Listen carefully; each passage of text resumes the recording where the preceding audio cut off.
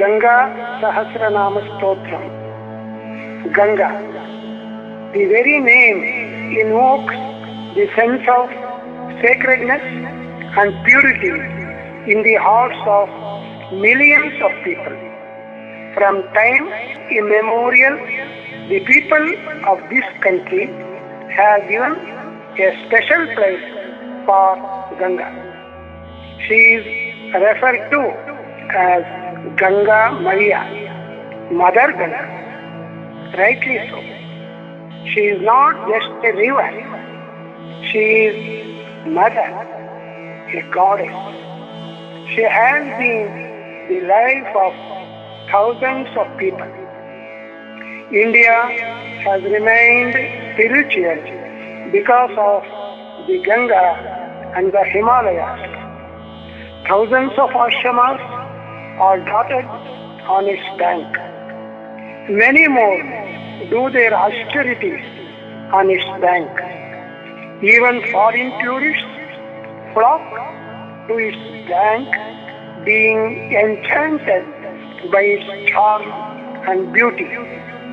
There are references to Ganga in almost all of our scriptures. One such is Skanda Purana. Holy thousand names singing her glory is enunciated in chapter Kedara Khanda and subchapter Bhagiratha Upakhyana. The result is a beautiful and melodious rendering of Sri Ganga Sahasranam Stotram, which pacifies and elevates you. Ganga Maya ki Jai.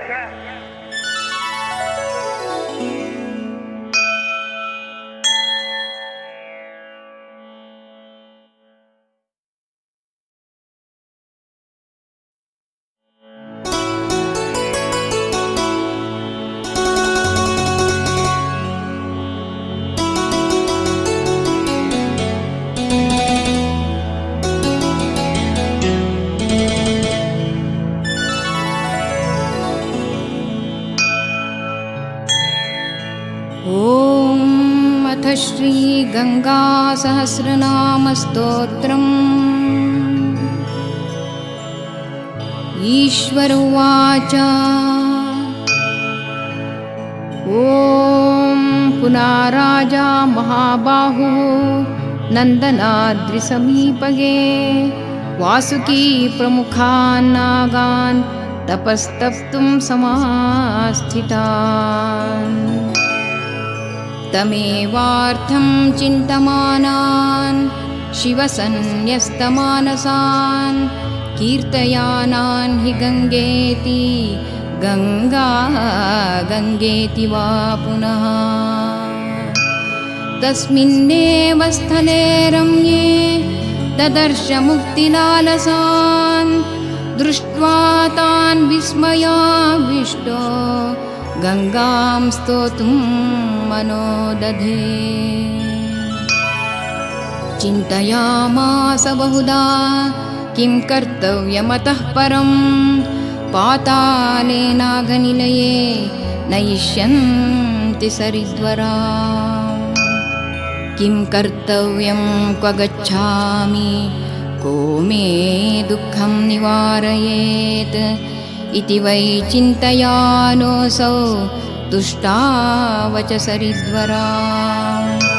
नाम्नां सहस्रमाख्यातं गङ्गायास्तत्र Parvati दिव्यरूपधरा देवी प्रत्यक्षं प्राहतं रूपं प्रत्यक्षं प्राहतं रूपम्। पार्वत्युवाच देवदेव महादेव भक्तानां प्रीतिवर्धना कानि नामानि प्रोक्तानि तेन राज्ञा महात्मना। सहस्रनाम गङ्गाया स्तोत्रं परमदुर्लभं वद मे देवशार्दूल भक्तास्मि सततं प्रिया। ईश्वर उवाच साधु साधु महादेवी पृष्ठं नामामृतं त्वया गुह्याद् गुह्यतरं स्तोत्रं प्रवक्ष्यामि समासतः।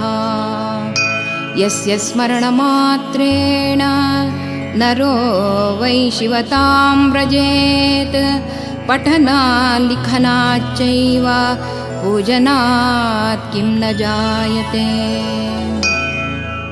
श्लोकमेकं पठित्वापि गङ्गायाः शतयोजने गङ्गास्नानफलं सद्यः प्राप्नुयान्नात्र संशयः। सहस्रनामस्तोत्रस्य भगीरथऋषिर्मतः छन्दोऽनुष्टुप् तथा ख्यातं गङ्गा वै देवता मता। सर्वतः पापनाशार्थं सर्वकामार्थसिद्धये अक्षयस्वर्गकामाय विनियोगः प्रकीर्तितः। गङ्गासरिद्वारा विष्णु पादाम्बुजजनिः परा शिवशेखरसंवासा ब्रह्मणकलशस्थिता। आकाशगामिनी भद्रा चतुरात्मा प्रवाहिनी ब्रह्मरन्ध्रसमुद्भूता ब्रह्मरन्ध्रनिवासिनी। ब्रह्मरन्ध्रधराधेनु सर्वकामार्थदायिनी ब्रह्माण्डोद्भेदनपरा परब्रह्मधरा परा। द्रवरूपधरा चैव शिवसङ्गमदायिनी मुक्तिदा भुक्तिदानङ्गा शत्रुदा वाललात्मिका।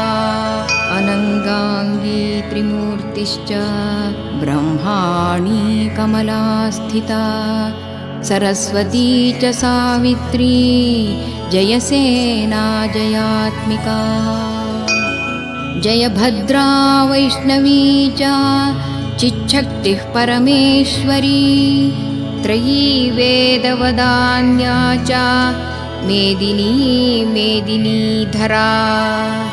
वेदमूर्तिस्त्रिमूर्तिश्च देवमूर्तिर्दया परा दामिनी दामिनी वासा कुलिशा कुलिशप्रिया। कुलिशाङ्गी कुलाङ्गी च कुलनाथा कुटुम्बिनी कुलीना सुभगा भाग्या भाग्यगम्या यशोमती। कला कलाधरधरा कलाधार शतप्रिया षोडशी षोडशाराध्या षोढान्याससहायिनी। षोढासमासनिलया षोढाङ्गी कालरूपिणी कालिका मुण्डमाला च कालानां शतनाशिनी। कालाङ्गी कालनिलया काली कालेश्वरी वरा शैवी माया शिवारुण्डा चण्डमुण्डविनाशिनी।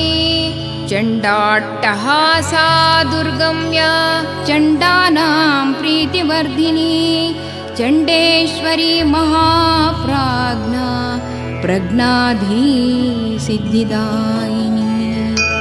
लक्षलाभस्य जननी शतलाभा सुरेश्वरी कौमारी शक्तिरुद्दिष्टा क्रौञ्चदैत्यविनाशिनी।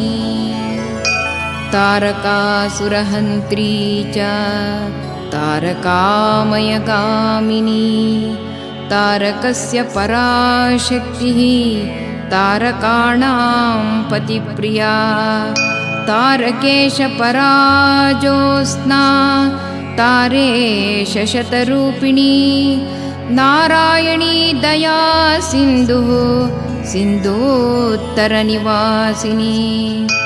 सिन्धुश्रेष्ठतमा भार्या रत्नदा रत्नहारिणी जलन्धरस्य जननी जलन्धरविरूपिणी काममाता च कामग्नी रतिरूपा शतप्रिया भीष्ममाता महाभीष्मा भीष्माणां प्रीतिवर्धिनी ज्वालाकराली तुङ्गेशी तुङ्गशेखरवासिनी तुङ्गेश्वरसहाया च बदर्याश्रमवासिनी श्रीक्षेत्रनिलया चैव द्वारस्था द्वारपालिनी जाह्नवी जह्नुतनया नागालयनिवासिनी नागानां जननी चैव नागप्रीतिविवर्धिनी नागेश्वरसहाया च कैलासनिलया तथा महाप्रभावरेण्या च वेदमाता विलासिनी हरसङ्गरता चैव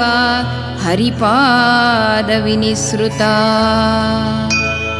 अदितिश्च दितिश्चैव कद्रू च विनता तथा सुरसा चाग्निगर्भा च रत्नगर्भा विभावरी शारदी वै चन्द्रकला नलकूबरसेविता अरिष्टनेमिदुहिता नहुषाङ्गणवासिनी शन्तनोर्गृहिणी भव्या वसुमाता कृशोदरी मत्स्योदरी सुराराध्या सुराणां प्रीतिदायिनी यमुना चन्द्रभागा च शतद्रुशरयोस्तथा सरस्वती शुभा मोदा नन्दनाद्रिनिवासिनी नन्दप्रयागनिलया देवतीर्थनिवासिनी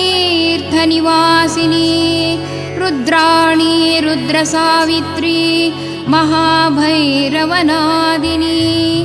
भैरवी भीषणवरा भृगुतुङ्गनिवासिनी केदारशिखरावासा महावलयवासिनी तुङ्गभद्रा सुषेणा च मान्धातृजयदायिनी भूतभव्यपरा सर्वा खर्वगर्वा नृपेश्वरी भविष्यज्ञानदा भूतज्ञानदा वर्तमानदा शुकस्य जननी सौम्या व्यासमाता सुरेश्वरी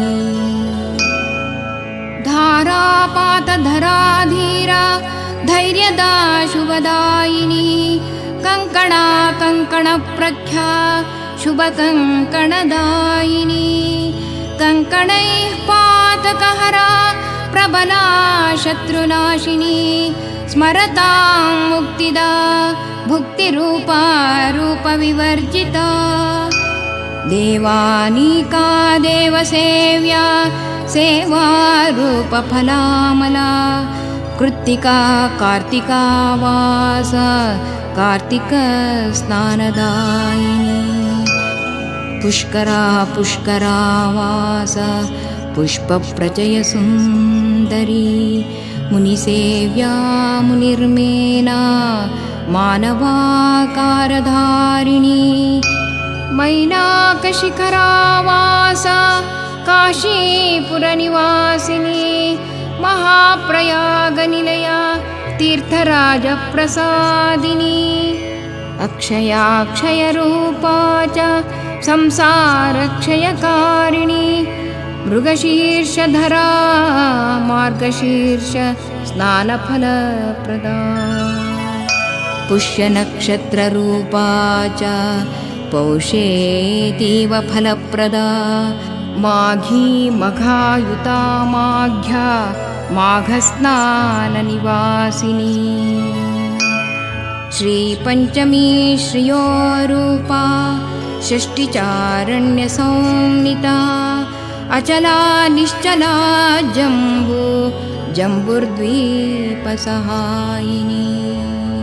जम्बुर्द्वीपसहायिनी।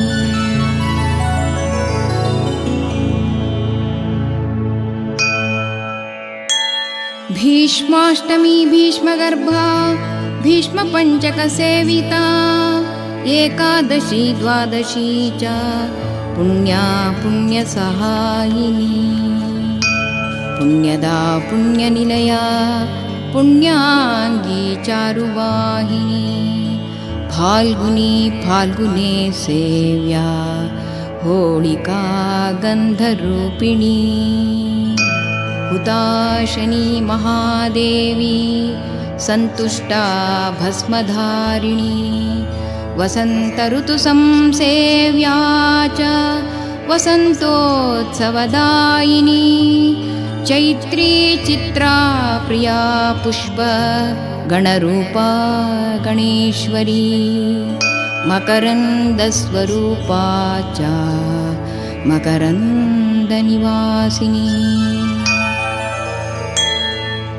चैत्रशुक्लप्रतिपदा वर्षारम्भकरा शुभा माधवी माधवागार माधव प्रीतिदायिनी विशाखा वेणुपापघ्ना वैशाखी भानुसप्तमी वैशाखस्नानशुभदा पिण्डाकरनिवासिनी तथा अक्षयतृतीया च सत्तुदानशुभप्रदा प्रपापुण्यप्रदा चैव नित्यस्नानवशीकृता ज्येष्ठा ज्येष्ठस्य महती दशपापप्रणाशिनी निर्जलारूपिणी चैव तथानं दशयामता आषाढी चारु सर्वांगी तथा हरिशयस्थिता श्रावणी श्रवणानन्दा सर्वसौख्यप्रदायिनी भद्रा भाद्रपदे सेव्या जन्मा जन्माष्टमी तथा दूर्वा पूजनसन्तुष्टा बीजाङ्कुरनिवासिनी आश्विने सुतरां सेव्या पितृभक्तिप्रदायिनी नवमी कृष्णपक्षस्य शुक्लपक्षस्य पूर्णिमा नवरात्रसहाया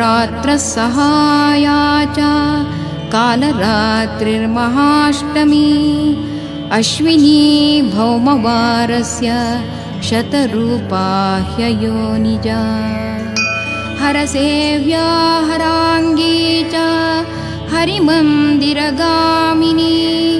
प्रमोदामोदसङ्कल्पा नानारूपा महोदरी महानन्दप्रदात्री च नानालङ्कारधारिणी अलङ्कारप्रिया चैव नानातिथिसमाश्रया तिमिङ्गिलधरा स्वच्छा नानाग्रावविदारिणी गण्डशैलवहा चैव कामदेवधराम्बरा सर्वतीर्थमयी सर्वदेवदानवरूपिणी काशीप्रान्तवहा तुच्छा प्रवाहा भारनाशिनी भरणी भारणाङ्गी च तथ्या तथ्यप्रिया सती सतीनां प्रथमं गण्या सर्वमयी प्रभुः धीर्धारणावती सर्वजनस्य हृदि संस्थिता स्थितिरूपा स्थितिधरा स्थिराङ्गी कमलप्रिया कुशाच्छन्नतटा चैव दूर्वाङ्कुरविराजिता तरङ्गिणी शैवलिनी तरङ्गशतसङ्कुला महाकच्छपनिलया कच्छपपृष्ठसंस्थिता नानाजन्तुधरा प्रोक्ता नानाजन्तुविनाशिनी वर्षाकालतरा सौम्या वातकल्लोलकारिणी तीरस्थशवसञ्छन्ना धन्यानां शववाहिनी तरङ्गशतशोभाढ्या तरङ्गशतमालिनी स्वर्णारीकुचकुम्भस्था कुङ्कुमारुणसुन्दरी नानापुष्पोपहारा च सुखसम्पत्तिदायिनी मन्दाकिनी सरिश्रेष्ठा सर्वदेवविगाहिनी सर्वलोकमयी तन्द्रा तन्त्रशास्त्रविनोदिनी तन्त्री तन्त्रस्थिता विद्या महादेवकुटुम्बिनी सर्वशास्त्रमयी नन्दा वासवेश्वरपालिनी शचीपुलोमजा तुङ्गा कश्यपस्य प्रिया मता सृष्टिकृदाराध्या प्रलये कालरूपिणी द्वादशादित्यसदृशी प्रभा त्रैलोक्यदीपिका त्रिलोकनिलया वेद्या वेदरूपाघमर्दिनी मणिप्रचयसम्पूज्या मध्याह्नार्कनिवासिनी प्रभातारुणसर्वाङ्गी सर्वकामप्रदायिनी प्रातः सन्ध्या तथा प्रोक्ता सन्ध्या मध्याह्निकी मता सायं सन्ध्या तथा रात्रि सन्ध्यातिमिररूपिणी निशीथतारका प्रख्या विद्युद्रूपा महोत्सवा दुःखानाञ्च निहन्त्री च नानादुःखनिवारिणी विनोदिनी सुकल्लोला सागरस्वननिस्वना गम्भीरावर्तशोभाढ्या गम्भीरगजगामिनी नानापद्मसमाकीर्णा जनकुक्कुटशोभिता जनजारुणसर्वाङ्गी शङ्खवत्कैरवाम्बरा कुन्दश्वेता कुन्दभूषा श्वेताम्बरविराजिता राजहंसपरिवारा तटस्थद्रुमशोभिता द्रुमाम्बरा द्रुमावासा रुद्रद्रुमविदारिणी पद्मलेखा पद्मसेव्या पद्मा पद्मजपूजिता लक्ष्मी श्यामा वरारोहा वराङ्गी भुवनेश्वरी तारा श्रीदानदा धन्या दानवानां विनाशिनी छिन्नमस्ता च नाक्षत्रा योगिनी योगसेविता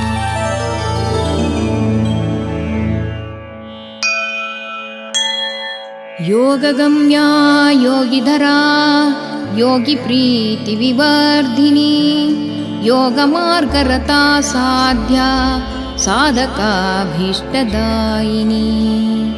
सिद्धिदा सिद्धसंसेव्या सिद्धपूजा सुरेश्वरी साधिका साधना तुष्टा साधकानां प्रियङ्करी प्रद्युम्नस्यैव जननी प्रद्युम्नशतसुन्दरी प्रद्युम्नाङ्गी सुप्रद्युम्ना वराभयकरा तथा वरदा वरसेव्या च वराङ्गी वरवर्षिणी वनेचरगणाधीशा वनेचरजनप्रिया वनेचरतृषाहन्त्री वनेचरमनःप्रिया सुखदा सुखसेव्या च शुभानां शतसंयुता बलभद्रसमाभासा बलभद्रप्रिया तथा बलाराध्या बलावृष्णी बालानां प्रीतिवर्धिनी रामा रामप्रिया साध्वी सीता रामसुसेविता रमणीया सुरम्याङ्गी तथा श्रीरमणप्रिया रेवती रैवते गम्या तथा रैवतवासिनी प्रतिरूपधरा सुभ्रूः नारदी नारदेरिता मृदङ्गशतसंवाद्या मृदङ्गशतपूजिता पणवा पणवाकार पणवेरितशब्दिका नानावादित्रकुशला वादित्रशतशोभिता रससारा रसाकारा शतसारा सुशोभिता सन्धिस्वरूपा च सन्धिनिर्णयदीपिका सन्धिस्वरूपदुर्गम्या स्वरसन्धिस्थिता प्रिया शब्दस्वरूपा च शब्दशास्त्रप्रमोदिनी युष्मदस्मत्स्वरूपा च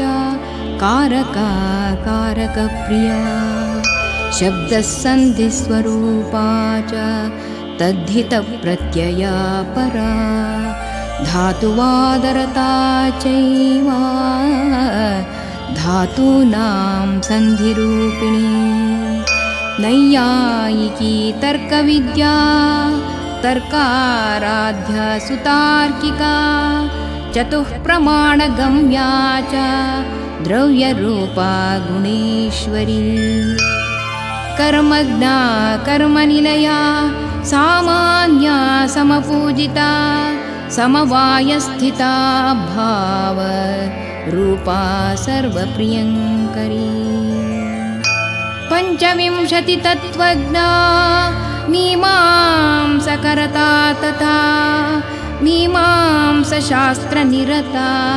तथा मीमांसकप्रिया मीमांसागम्यरूपा च कर्मब्रह्मप्रपादिता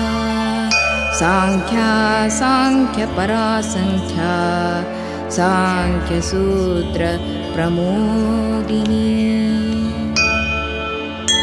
प्रकृतिः पुरुषाकार भिन्ना भिन्नस्वरूपिणी स्पर्शिनी स्पर्शरूपा च स्पर्शाचुम्बकलोहवत् पातञ्जलिधरा गम्या पतञ्जलिमुनिप्रिया वेदान्तिनी वेदगम्या वेदान्तप्रतिपादिनी वेदान्तनिलया वेद्या वेदान्तिकजनप्रिया अद्वैतरूपिणी चैव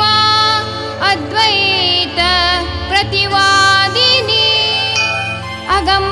अगम्याकाशरूपा च सर्वदेहस्वरूपिणी वृथा सर्वप्रपञ्चा च संसार शतसङ्कुला संस्मृतिर्ग्रामनिरता धर्मनिष्ठा परावरा धर्मिष्ठा धर्मनिरता धर्मशास्त्रप्रबोधिनी यज्ञीया यज्ञविद्या च यज्ञगम्या जनाधिपा अश्वमेधादियज्ञानां जननी जातकप्रिया यज्ञभूमिर्यज्ञदेवी यज्ञानां नाशकारिणी यज्ञवाटस्थिता यज्ञा हविर्धात्री प्रभञ्जिनी वायुवाहारवायुसेव्या शीतवातमनोहरी ललना सरला पूर्वा दक्षिणा वारुणी तथा कौबेरी च तथा शैवी आग्नेयी नैऋती तथा मारुती नन्दिनी चैव नन्दनारण्यवासिनी पातालनिलया सौम्या बोधि बुद्धकुलोद्भवा राजनीतिर्दण्डनीतिः त्रयी वार्ता परायणा स्वाहा स्वधा वषट्कारा ओङ्कारसदृशी जरा नारिकेलप्रिया खर्जूप्रिया रोगविनाशिनी जगदाधाररूपा च रूपेण प्रतिमा तथा भद्रकालस्वरूपा च मधुकैटभनाशिनी योगमाया महामाया निद्रा तन्द्रा प्रवासिनी नित्यानन्दस्वरूपा च सुधा मात्रा त्रिधात्मिका निष्प्रपञ्चा निराधारा खड्गचर्मधरा सरेत् वनौकसारसवना अलका चामरावती भोगा भोगवती चैव यमसंयमनी कृपा ईर्ष्यासूया तथा निन्दा तितिक्षा क्षान्तिरार्जवम् दुर्गा दुर्गतमा दुर्गवासिनी वासवप्रिया चन्द्रानना चन्द्रवती तथा त्रिपुरसुन्दरी त्रिपुरा त्रिपुरेशानी त्रिपुरेशी त्रिनेत्रका त्रिपुरध्वंसिनी चित्रा नित्यक्लिन्ना भगेश्वरी शुभगा शुभगाराध्या भगपूजनतत्परा सुवासिन्यर्चनप्रीता सुवासा सुमनोहरा सुप्रकाशा सुराराध्या शोभना शुम्भनाशिनी रजोगुणविनिर्मुक्ता निर्मुक्ता मुक्तिदायिनी निष्प्रकाशा निराधारा साधारा गुणसंयुता गम्भीरवेदिनी सौरी तपनी तपनप्रिया अम्भोजनिपुराराति सेव्या तु सुरभिस्वरा नादिनी सुनदानन्दी अम्बिका त्र्यम्बकासुरी त्रिमार्गगां त्रिवलिनी त्रिजिह्वा त्रितयात्मिका त्रिनन्दा त्रिप्रिया चैव अनसूया अत्रिमालिनी त्रिपादिका त्रितन्त्री च तन्त्रशास्त्रप्रमोदिनी मन्त्रज्ञा मन्त्रनिलया मन्त्रसाधनतत्परा मन्त्राणि मन्त्रसुभगा मन्त्रजाप्यजला विभुः रक्तदन्ती रक्ततुण्डा रक्तबीजविनाशिनी रक्ताम्बराधरा रक्ता रक्ताक्षी रक्तवर्जिता रक्ततृप्ता रक्तहरा रक्तस्य वृद्धिदायिनी हरिताभा हरिद्राभा हरिद्रा गन्धपूजिता हरिद्रा रससम्पूज्या हरिद्राङ्गी हरिस्थिता पीताम्बरधरानन्ता पीतगन्धसुवासिनी कर्पूराङ्गी कर्पूराचा कर्पूराम्भः प्रपूजिता कनकाभा श्यामरूपा कामरूपधराधरा कामरूपस्थिता विद्या कामरूपनिवासिनी पीठगा पीठसम्पूज्या पीठस्था पीठवासिनी स्वर्णपीठासना पीठा सर्वपीठप्रपूजिता राजराजेश्वरी माला राजराजधनाधिपा कुबेरगृहसम्पच्छा यक्षगन्धर्वसेविता विद्याधरगणाधीशा विद्याधरप्रपूजिता यक्षविद्या देवविद्या दैत्यविद्या विदेहिका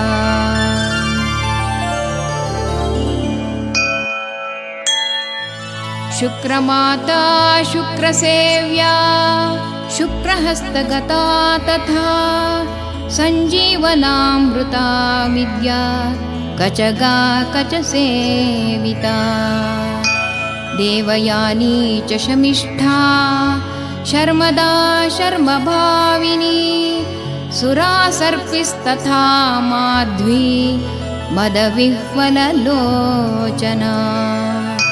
सर्वभक्षा सर्वगम्या सर्वस्वर्गप्रदायिनी छन्दो माता पिङ्गळाक्षी सूत्रपिङ्गलदीपिका वृत्ता वृत्तप्रिया मन्दा पापानां शतमर्दिनी जगति पृथिवी आर्या अनुष्टुप्तृष्टुभुष्णिका स्रग्धरा स्रग्धरा चैव माल्या माल्यप्रिया सुधीः निर्ममा निरहङ्कारा निर्मोहा मोहवर्जिता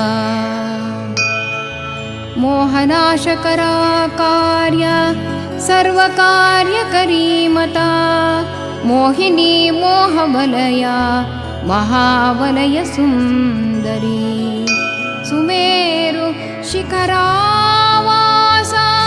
सुमेरु गृहपूजिता सुमेरु मालिनी सुन्दा सुमुखी सुमुखप्रिया वैनायकी विघ्नहरी दुष्टविघ्नकरीश्वरी मुक्ताम्बरा मुक्तकेशी मत्तमातङ्गगामिनी ज्वालाकरालवदना ज्वलनाङ्गी जलोदरी जलपूरितसर्वाङ्गी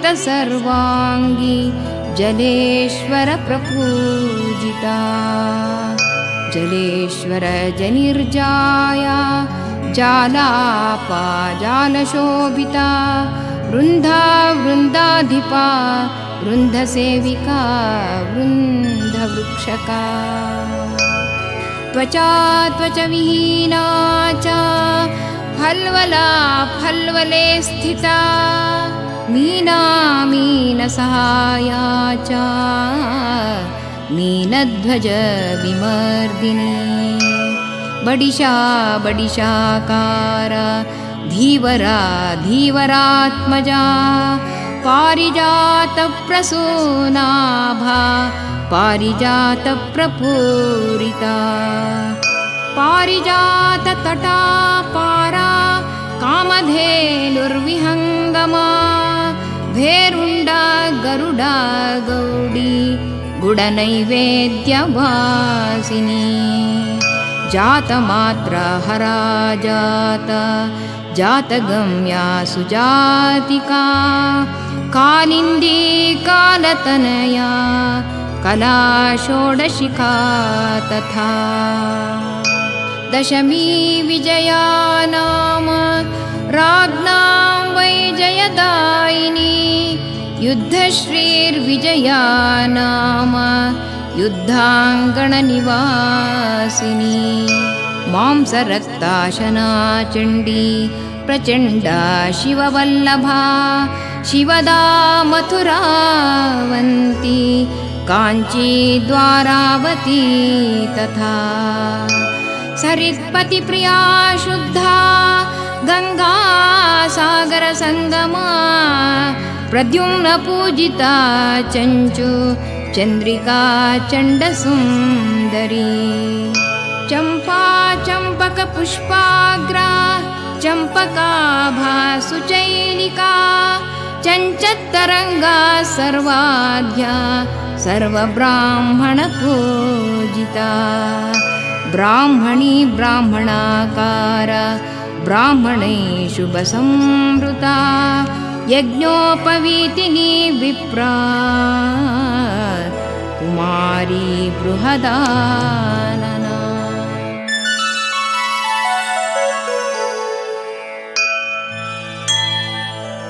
बृहस्पति प्रपूज्या च गुरुगीर्गुरुतत्परा गुरुप्रीतिर्गुरोर्विद्या गुरुपूजनतत्परा गुरुविणी गुरुगम्या च गयासुरविनाशिनी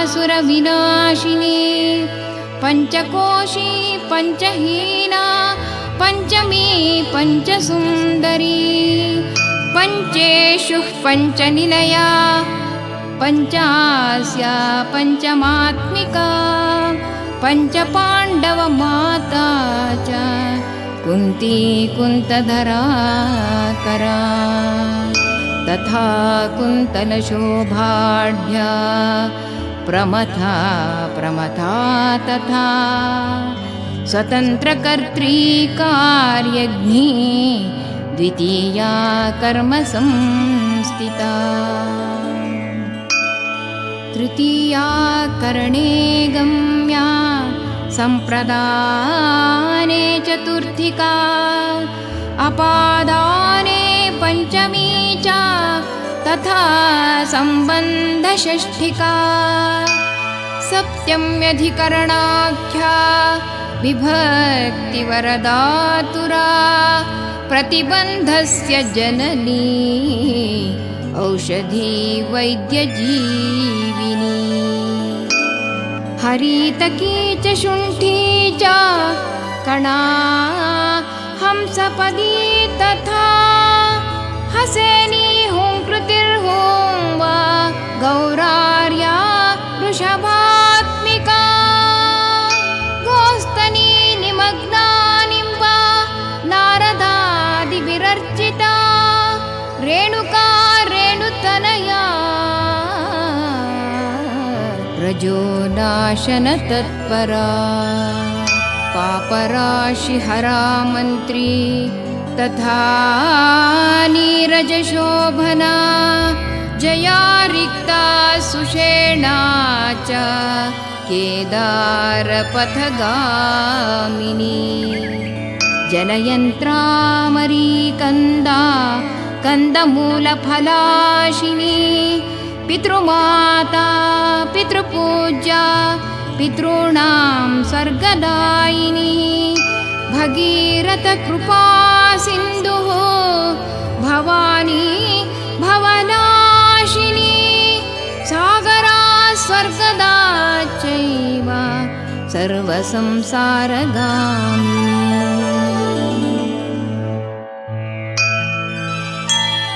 ईश्वर उवाच नाम्नां सहस्रमाख्यातं गङ्गाया सर्वकामदं यस्तु वै पठते नित्यं मुक्तिभागी भवेन्नरः पुत्रार्थी लभते पुत्रं भगीरथसमं धृतं विद्यार्थी लभते विद्यां वाचस्पतिसमो भवेत् श्राद्धे शृणोति यो भक्त्या पठते वै समाहितः दुर्गतापि पितरो मुक्तिं गच्छन्त्यनामयाः तथा दशहरायां हि गङ्गा मध्ये स्थितः पुमान् पठते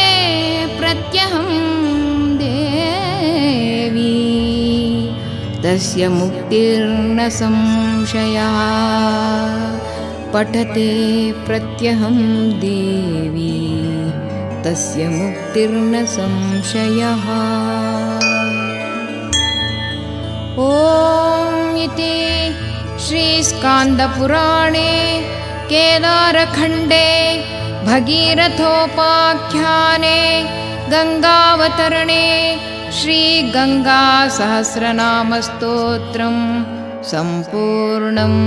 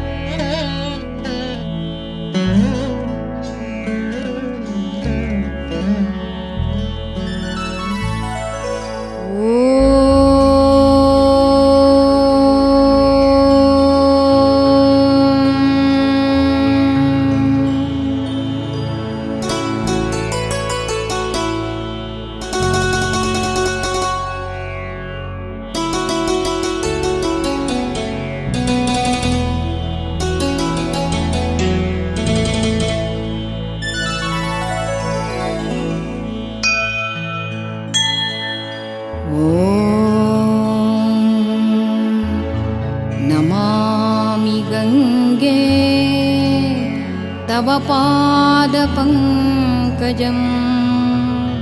सुरासुरैर्वन्दित दिव्यरूपम् भुक्तिं च मुक्तिं च ददासि नित्यम् भावानुसारेण सदा नराणाम् भावानुसारेण सदा नराणाम्।